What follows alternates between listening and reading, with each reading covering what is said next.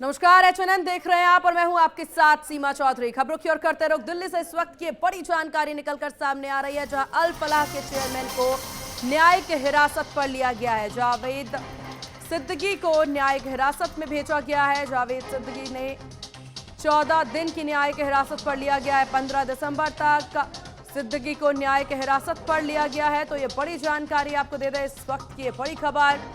15 दिसंबर तक सिद्दीकी को न्यायिक हिरासत पर अल फलाह के चेयरमैन, ये बड़ी जानकारी, अल फलाह के चेयरमैन को न्यायिक हिरासत पर लिया गया है। बता दें कि अल फलाह यूनिवर्सिटी से ही तमाम आतंकियों की साठगांठ नजर आई। कई सारे नाम अल फलाह से जुड़ते नजर आए, फिर चाहे डॉक्टर मुजम्मिल हो, शाहीन हो या उमर हो, हर किसी का नाम जो है अल फलाह से जुड़ता नजर आ रहा है। और ये पहली दफा नहीं है जब अल फलाह यूनिवर्सिटी का नाम इस कदर सामने आ रहा है। इससे पहले भी अल फलाह के नाम कई आतंकी घटनाओं से जुड़ चुके हैं। और बात अगर चेयरमैन की कर ली जाए तो सिद्दीकी के नाम कई सारे फ्रॉड में देखने को मिले हैं। और इसी बीच आपको बता दें, मुख्यमंत्री नायब सिंह सैनी लाइव हैं। चलिए सीधे लिए चलते हैं।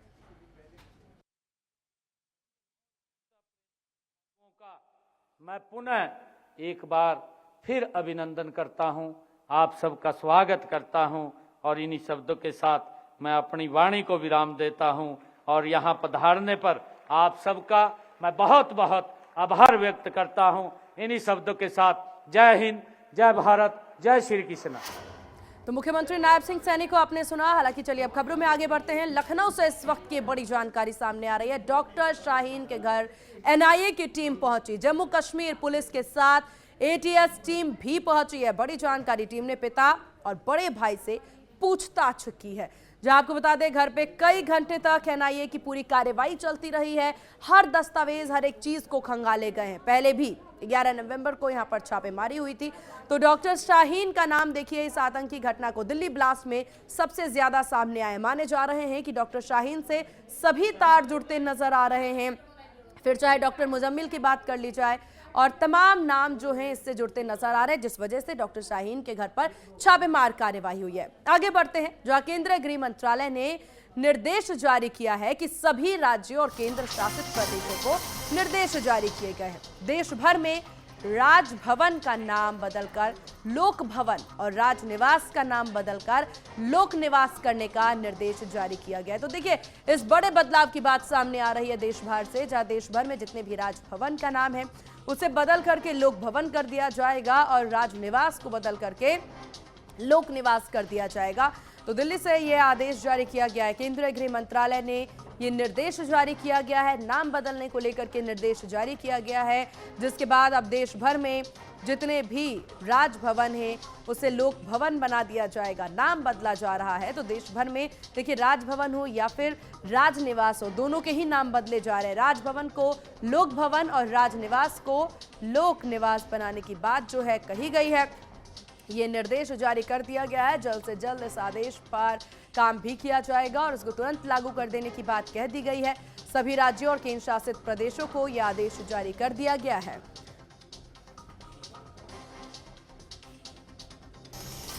और दिल्ली से खबर आपको बताते हैं, वायु प्रदूषण से जुड़ा हुआ ये पूरा मामले पर सुप्रीम कोर्ट में सुनवाई शुरू हो गई है। ये अहम है कि हम इस पर नियमित आधार पर सुनवाई करें। सीजीआई के द्वारा ये बात कही गई। आगे पूर्व सीजीआई ने मामले से जुड़े हुए न्याय मित्र की गहरी सराहना की थी। तो ये बड़ी जानकारी देखिए, दिल्ली पॉल्यूशन को लेकर के ये जानकारी, ये बड़ी अपडेट सामने आ रही है, जहां पर पूर्व सीजीआई ने मामले से जुड़े हुए न्याय मित्र की गहरी सराहना भी की थी। सीजीआई के द्वारा भी कहा गया है कि वायु प्रदूषण पर बातचीत करना काफी ज्यादा जरूरी है और यह अहम है कि हम इसकी गंभीरता को समझें। हालांकि दिल्ली एक्यूआई का अगर हम जिक्र कर लें तो दिल्ली में एक्यूआई बेहद खराब श्रेणी में देखने को मिल रहा है और दिल्ली की जो स्थिति इस वक्त देखने को मिल रही है उस आधार पर यह बैठक। इधर प्रतिबंधित कप सिरप मामले में खुलासा, नमकीन चिप्स की खेप के साथ सिरप की तस्करी हो रही थी। चावल की बोरियों में भी सिरप की तस्करी। कोलकाता से पकड़ा गया शुभम का पिता। भोला राम की कोलकाता से गिरफ्तारी हुई है। तो ये बड़ी जानकारी आपको बता दें, जहां चावल की बोरियों में कफ सिरप की तस्करी की जा रही थी, ये वही कफ सिरप जिससे देखिए कई बच्चों की जान इस कफ सिरप की वजह से गई है। और ये प्रतिबंधित कफ सिरप जो है ये अभी भी तस्करी इसकी की जा रही है। और इसी से जुड़ी हुई बड़ी अपडेट सामने आ रही है, जहां पर चावल की बोरियों में बताया जा रहा है कि कफ सिरप की तस्करी की जा रही थी। तो ये बड़ी जानकारी, कोलकाता से शुभम का पिता जो है वो पकड़ा गया है। इसके बाद देखने वाली बात होगी क्या कुछ एक्शन टीम के द्वारा ली जाती है, लेकिन ये टीम के हाथ बड़ी सफलता लगी है।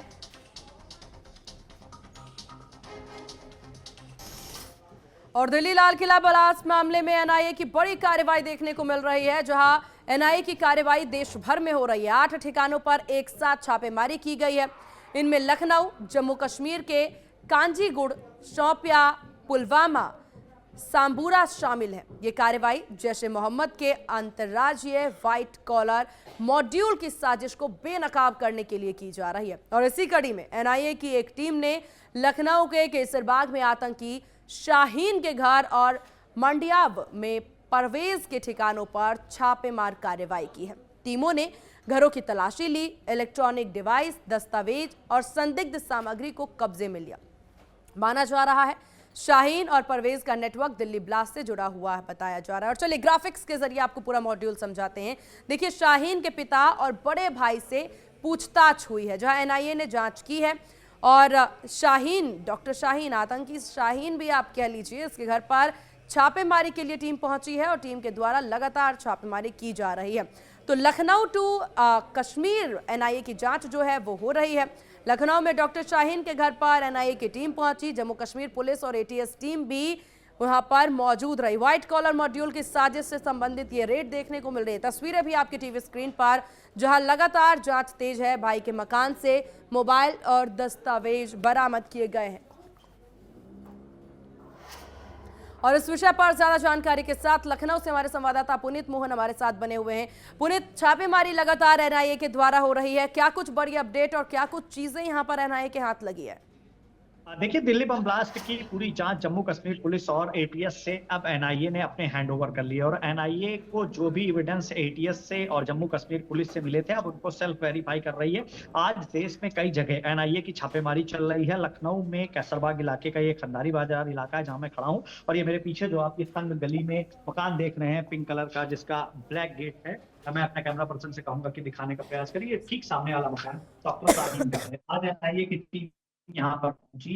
लगभग 5 घंटे एनआईए की टीम यहाँ पर रही है, जिसमें शाहीन के जो पिता हैं उनसे बातचीत करी है, उनसे पूछताछ करी है। शाहीन के जो बड़े भाई हैं उनसे पूछताछ करी। हालांकि शाहीन के जो पिता हैं, 11 नवंबर को जब ये खुलासा हुआ था, उसके बाद से उन्होंने आसपास निकलना बिल्कुल बंद कर दिया है। वो बाहर नहीं निकलते हैं, परिवारजन भी कम ही बाहर निकलते हैं। एनआईए की टीम यहाँ पर लगभग 5 घंटे मौजूद रही, और उसके बाद अहम दस्तावेज के साथ में एटीएस की टीम भी उनके साथ में मौजूद थी। अहम दस्तावेज के साथ में एनआईए की टीम यहाँ से रवाना हुई है। जी बिल्कुल पुनीत, हालांकि देखिए बैक टू बैक कई सारी अपडेट इस मामले में निकल करके सामने आ रही है। और एनआईए जो है अब तमाम आतंकियों के घर पर जो नाम सामने आए हैं इस ब्लास्ट से जुड़े हुए, उन सभी के घर पर जाकर पूछताछ की जा रही है। माना जा रहा है आतंकी शाहीन के बड़े भाई से और पिता से पूछताछ की गई है। इस पूछताछ में क्या कुछ चीजें निकल करके सामने है, कोई ऐसा बड़ा खुलासा हुआ है?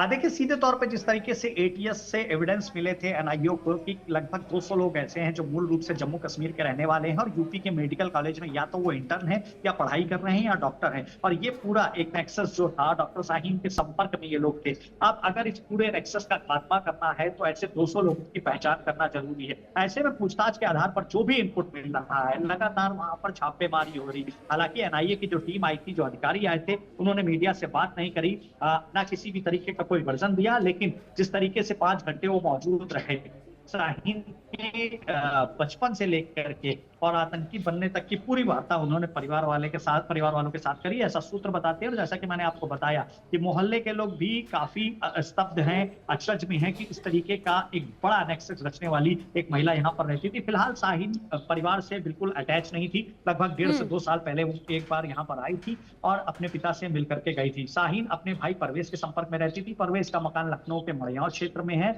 और शाहीन के साथ परवेज की भी अरेस्टिंग हुई है। परिवार वालों के साथ शाहीन शाहीन का किसी तरह का कोई मेल मिलाप नहीं था, ऐसा पिता का दावा है। वहीं शाहीन की भी शादी हो चुकी थी, पति से डिवोर्स का मैटर चल रहा है, लेकिन शाहीन ठीक। किसी से भी कांटेक्ट में नहीं रहती थी। जी बिल्कुल, अब देखने वाली बात होगी कि आगे और क्या कुछ बड़े खुलासे इस मामले में होते हैं। फिलहाल पुनीत, आपका बहुत शुक्रिया तमाम जानकारी साझा करने के लिए। खबरों में आगे बढ़ते हैं। संत प्रेमानंद महाराज गिरिराज प्रभु की सप्तकोशीय परिक्रमा के लिए पहुंचे। वृंदावन से छठी करा मार्ग होते हुए राधा कुंड पहुंचे, जहां से परिक्रमा की शुरुआत की गई। उनके साथ सैकड़ों भक्त पैदल चलते नजर आए, परिक्रमा करते नजर आए। तस्वीरें आप भी देखिए।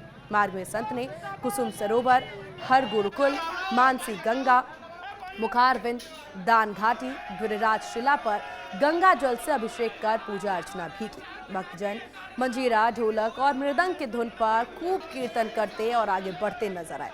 राधे राधे के जयकारों से पूरा परिक्रमा मार्ग गूंज उठा। सुरक्षा की दृष्टि से बड़ी संख्या में पुलिस बल की तैनाती भी यहां पर देखने को मिली। तो संत प्रेमानंद महाराज के लेकर के बड़ी अपडेट अब देखिए सामने आई है। लगातार भक्तों की नजर इसी पर थी। और फतेहपुर में रफ्तार का कहर देखने को मिला, जब तेज रफ्तार बाइक सवार अनियंत्रित होकर के ट्रांसफार्मर के चबूतरे से जा टकराई। भीषण हादसे में 2 युवकों की मौके पर ही मौत की खबर सामने आ रही, जबकि तीसरा युवक गंभीर रूप से घायल हो गया, जिसे अस्पताल में भर्ती कराया गया। तीनों युवक अपने दोस्त की बहन की शादी में शामिल होने गए थे। दुर्घटना की सूचना मिलते ही परिवार में कोहराम मच गया। पुलिस मौके पर पहुंची, मृतकों के शवों को पोस्टमार्टम के लिए भेजा और कार्रवाई शुरू हो गई। हादसा बिंद की कोतवाली क्षेत्र के खजुहा कस्बे में हुआ।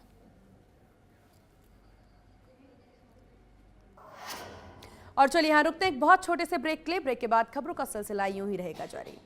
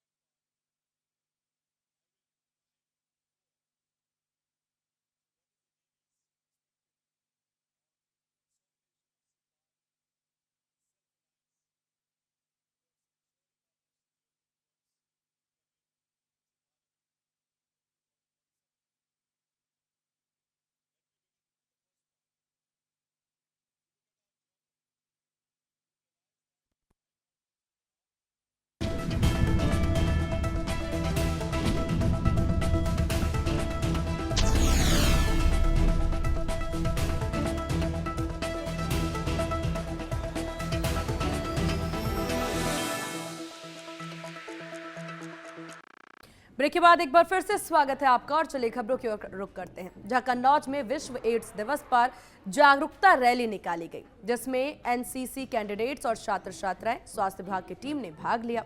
रैली में लोगों को एड्स से बचाव, रोकथाम और जागरूकता के संदेश दिए गए हैं। तो ये तस्वीरें आपके टीवी स्क्रीन पर, जहां विश्व एड्स दिवस के दिन पर देखिए ये तस्वीरें निकलकर सामने आ रही है। डॉक्टर्स की टीम और साथ ही साथ एनसीसी कैंडिडेट्स सभी के द्वारा बैनर पोस्टर लेकर के जागरूकता के लिए, अवेयरनेस के लिए यहाँ पर ये एक रैली निकाली गई है। विश्व एड्स दिवस पर जागरूकता की रैली आपके टीवी स्क्रीन पर।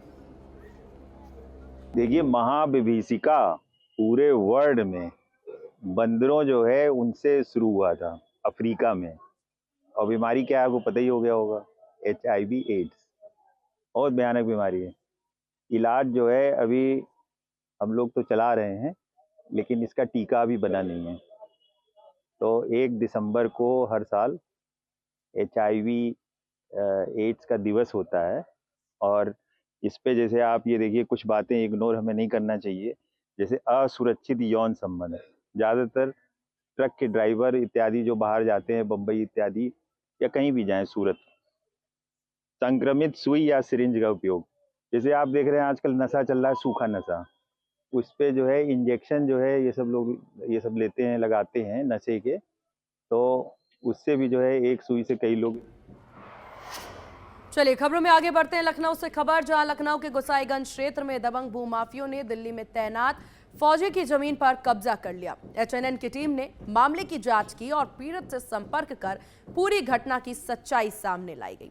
वीडियो में फौजी ने बताया पुलिस संरक्षण में भूमाफिया उसके संपत्ति पर कब्जा कर रहे हैं, जबकि वे देश की रक्षा में तैनात हैं। पीड़ित का कहना है कि उसकी सुनवाई बिल्कुल भी नहीं हो रही है। आरोपियों में इरफान अब्बासी और मुस्ताक अहमद शामिल है। मामला राजधानी में मुख्यमंत्री की नाक के नीचे होने के कारण काफी ज्यादा चर्चा का इस वक्त विषय बना हुआ है।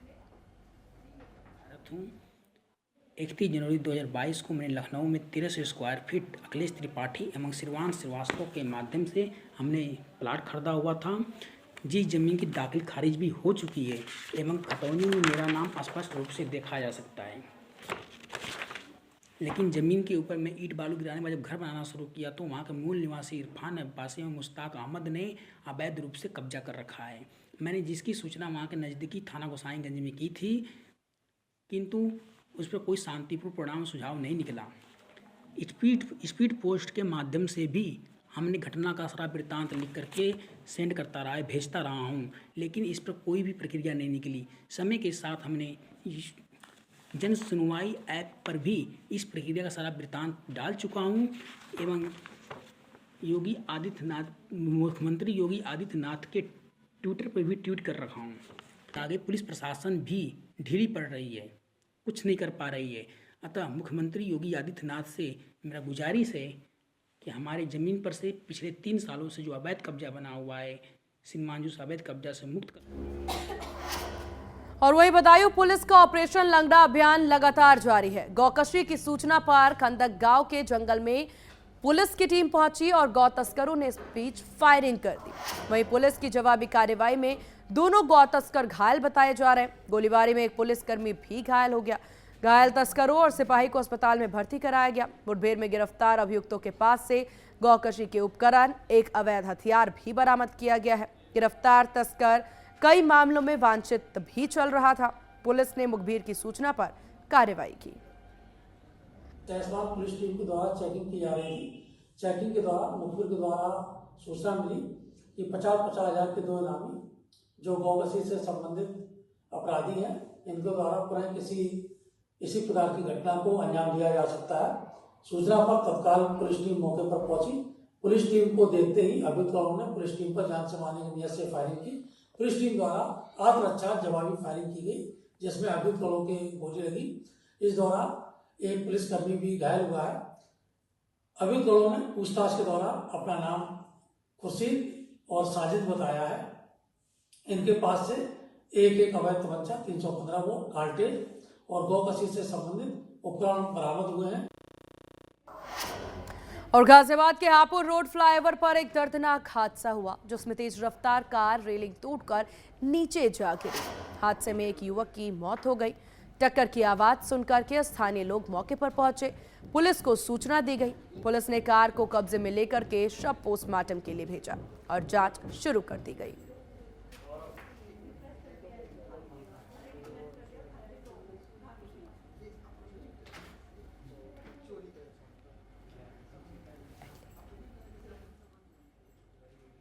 और ये तस्वीरें देखिए निकलकर सामने आई है, जहां पुलिस ने कार कब्जे में लेकर के जांच शुरू कर दी है। यूपी गाजियाबाद से खबर, जहां हादसे में युवक की मौत हो गई। दुर्घटनाग्रस्त ये कार की तस्वीरें भी देखी जा सकती है। भयावह हादसा। पुलिस ने हालांकि कार कब्जे में ले लिया है और जांच शुरू कर दी गई है। फ्लाईओवर रेलिंग तोड़ करके नीचे गिरी है ये कार, जिसकी तस्वीरें देखी जा सकती है। और चलिए यहाँ से सीधे आपको हरिद्वार लिए चलते हैं, जहां मुख्यमंत्री पुष्कर सिंह धामी क्या कुछ कह रहे हैं, सुनते हैं।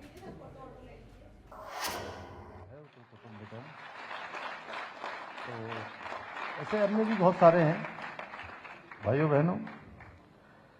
संस्कृत भाषा अन्य भाषाओं की भांति केवल अभिव्यक्ति का साधन मात्र नहीं है, बल्कि ये हमारी संस्कृति, परंपरा, ज्ञान और विज्ञान का मूल आधार है।